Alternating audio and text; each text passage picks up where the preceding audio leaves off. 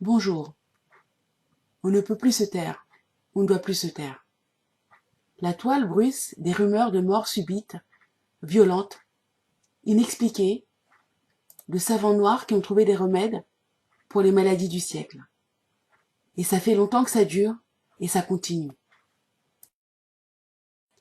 Nanan Kofi Drobo II était tradit praticien et avait trouvé des remèdes à base de plantes pour le traitement du VIH-Sida.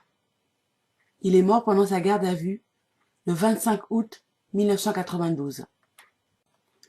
Le docteur Sebi, qui est également tradit praticien et qui avait trouvé des remèdes à base de plantes pour traiter aussi le VIH-Sida, meurt pendant sa garde à vue le 8 septembre 2016. Le docteur Gildo Biamungu, gynécologue qui soignait les femmes victimes des viols en RDC, a été assassiné le 14 avril 2017. Le professeur Adama Ly, cancérologue sénégalais, est retrouvé mort le 30 juillet 2018 dans son appartement parisien, 4 mois après avoir donné ses derniers signes de vie. Le docteur Dieudonné Manenga, du Congo RDC, qui a mis au point un remède contre le paludisme à base de l'artémisia, est assassiné le 16 septembre 2019.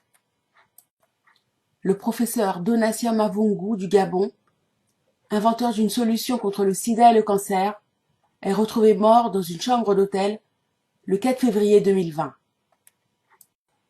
Ces disparitions tragiques laissent bien sûr leur famille endeuillée, et je ne connais pas de mots assez doux pour apaiser leur chagrin.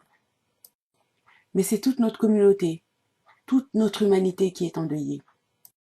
Combien d'années, de générations faudra-t-il encore attendre pour que de tels êtres naissent de nouveau parmi nous? Sur le plan politique déjà, depuis les indépendances sanglantes, nous attendons encore les remplaçants de Patrice Lumumba, Thomas Sankara, Kwame Nkrumah, Sylvanus Olympio, Ange Diawara, Marcus Garvey, Marien Ngouabi, Pierre Moulélé, Gaston Souminialo, Ruben Niobé et bien d'autres encore. Même s'il est humain et légitime de vouloir la reconnaissance de vos pairs, la juste rétribution pour vos longues années de recherche, vous, hommes noirs, aux têtes bien faites et bien pleines, renoncez à déposer des brevets auprès des organismes européens ou internationaux.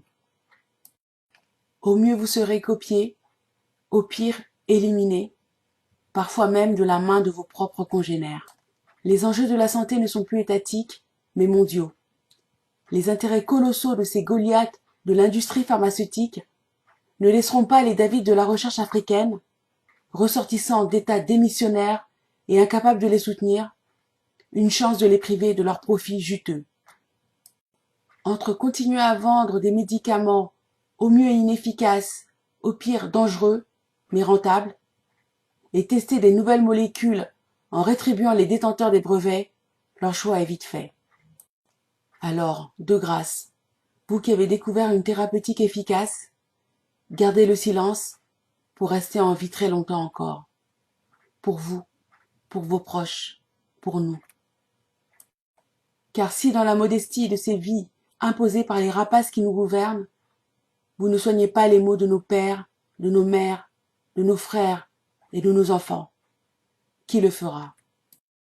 Si ces thématiques identitaires centrées sur la communauté noire vous intéressent, abonnez-vous à ma chaîne, partagez mes vidéos, mettez des pouces pour en augmenter la visibilité et appuyez sur la cloche de notification pour être informé de la publication de mes nouvelles vidéos.